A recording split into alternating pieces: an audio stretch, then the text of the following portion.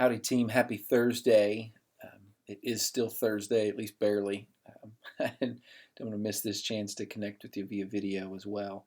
The last little section of Matthew chapter 16 is pretty cool. There's some good stuff going on. I'm going to talk about that with you briefly. It says they're in Caesarea Philippi. They're up in tip-top northern Israel. It's where they spent most of their time, Jesus and the disciples.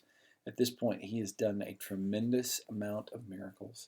They've had a few rumbles with the Pharisees, specifically the Pharisees from Jerusalem that have traveled up north to see what's going on with Jesus. And so finally, Jesus just asked them this question. And I don't think it was a loaded question. He was just curious to see what the disciples would say. And he's using this moment to teach them. But he just asked the question, hey, who do people say I am? And y'all know how the story goes. People said, well, some people say you're a prophet. Others say you're, great teacher. Jesus says, okay. Who do you say that I am? My boy Peter, man, jumps up without skipping a beat. He's the dude in Sunday school that doesn't hesitate to raise his hand, right? He says, oh yeah, you're the Christ, man. Now, I don't say, I'm not making fun of Peter, because Peter knows this. In fact, Jesus has proven to Peter in multiple ways he really is the Christ, and the rest of the disciples too. But Peter in particular, it was not long before this that Peter walks on the water, which is what I'm talking about in my sermon on Sunday. Peter knew full well that Jesus was the Messiah. And so Jesus says, Peter, you are so blessed, man. God has revealed this to you. God's revealed this to you through me in a number of ways. You've read these stories beforehand. You know how that played out. And he says, by the way, Peter, that name that I gave you, remember, Peter's name is not Peter. Peter's name is Simon. Jesus called him Peter.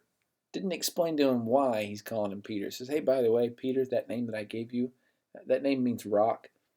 It's this rock, it's this concept that you know, that others are going to know, that I'm going to build my church. And the principle is, I'm the Messiah. I'm the Son of God. That's the rock. I'm going to build my church. And the gates of hell will not prevail against this rock. Not against Peter. Don't get that tripped up. This is where the Catholics get tripped up, right? So on this principle, the gates of hell cannot prevail against it. I'm the Son of God. And it really is important that you understand this.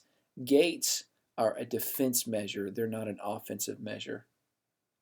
Literally, Jesus is saying this truth is going to storm the gates of hell. It's going to go all the way to the gates of hell. Not even the gates of hell can stop this premise that I'm the Messiah, that I've come to save the world. Nothing can stop it. Nothing. And that's really, really cool. So Peter gets that. Disciples get excited. And then Jesus says, but don't tell anybody that. What? So Jesus is taking this moment to teach his disciples a little more thoroughly, but then he says, don't tell anyone yet. And then if you go through the rest of the chapter, then it says Jesus began to explain to them, hey, we're going to Jerusalem. I'm going to die in Jerusalem. Not yet, but it's coming. Well, this is why Jesus is saying, don't tell anybody this, because there's an appointed time that Jesus is supposed to die. And if they go around telling everyone that Jesus is the Messiah, it's going to speed that process up, and it's not time for it. So Jesus just says, don't tell anybody yet. Well, Peter, God bless him, Jesus just made a beautiful example of him, and Peter was saying the right thing and doing the right thing, and now he makes a bonehead move. He rebukes Jesus. He says, don't say that you're going to die. You're not going to die. And this is where Jesus says to him, get behind me, Satan.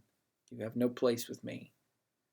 And then he begins to teach Peter and says, look, like what I'm saying has to happen. It's part of the plan. I know you don't understand it. You may not even like it, but this is essential.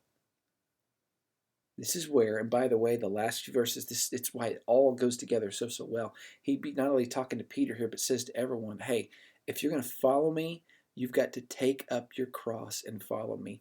You can no longer be about what you want. It's about what I want. It's about what God wants. It's about what's essential to the kingdom. That's what it means to follow me. So sometimes I'm going to tell you to do things that you don't like or that you don't understand or maybe you don't even agree with. But following means that you do these things. And if you give up your life, you'll gain it. But if you try to hold on to your life, if you stick with what you want, you're going to lose it. See how this so beautifully folds together? Emphasize that to students. Guys, we follow Jesus because he's better, he's wiser, he's more beautiful. He has the plan. He is God and he saved us. And he rose again. He's sitting in heaven's throne right now. That's why we follow him. That's why he's worth following. Love you guys. We'll see you later. Bye.